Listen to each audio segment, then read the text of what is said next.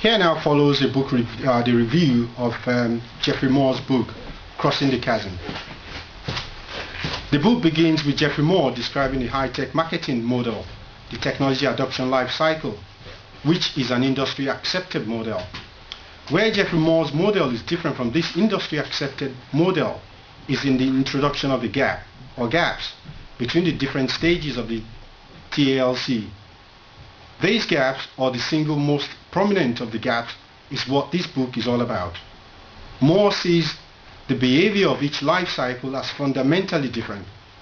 He concludes that the behavior is so fundamentally different that different marketing tactics and strategies are required to address the different life cycles.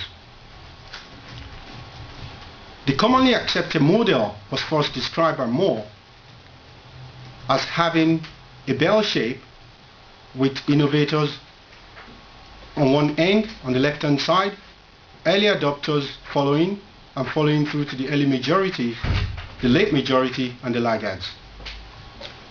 Innovators, who were actually, as I said before, which are actually the first in the bell-shaped cycle, were described as technology enthusiasts. They pursue new technology products aggressively, seeking them out even before a formal marketing program has been launched. This, as explained by Moore, is due to the fact that technology is a central interest in their life regardless of what function it was performing.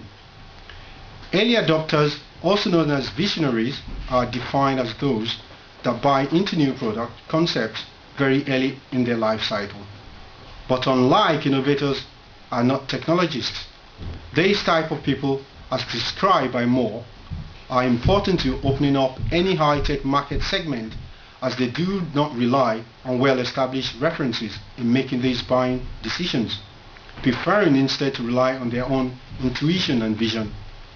They appreciate the potential competitive edge a product can give their company, and as they are larger in number, tend to have more influence in the market than innovators. The early majority share some of the early adopters' ability to relate to technology, but are ultimately driven by a strong sense of practicality. They are sometimes known as pragmatists, and they represent a large section of the market. They tend to buy into new technology only after they have irrefutable evidence that the technology works and that it will be beneficial to their firm. Getting the early majority to buy into new technology is the most important part of the TALC. This is where marketing achieves success or failure. The late majority, or the conservatives, are those that actually come late into the market.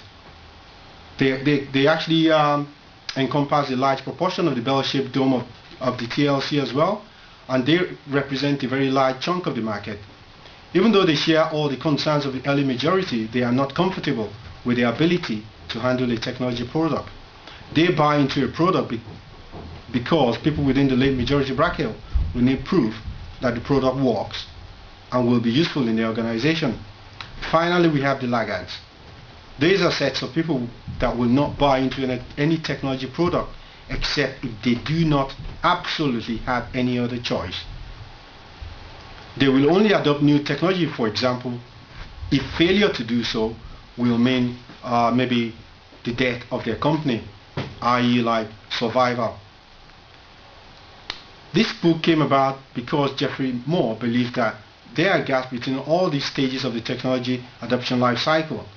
It is also believed by Moore that the gap between the early adopters and the early majority is greatest because of the differences that exist between these two types of people found in this sector.